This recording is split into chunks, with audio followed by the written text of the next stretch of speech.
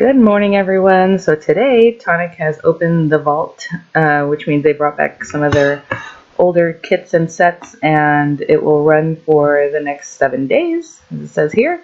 I'll have the link in the description box. It'll be affiliate links, which means I'll make a small commission if you purchase items to those links.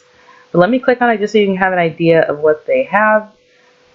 Some of the older designers' choices you can see here, and it goes from there. So really great. Luxurious lace was one that sold out that people really love, and there it is, guys. Yeah, definitely check it out.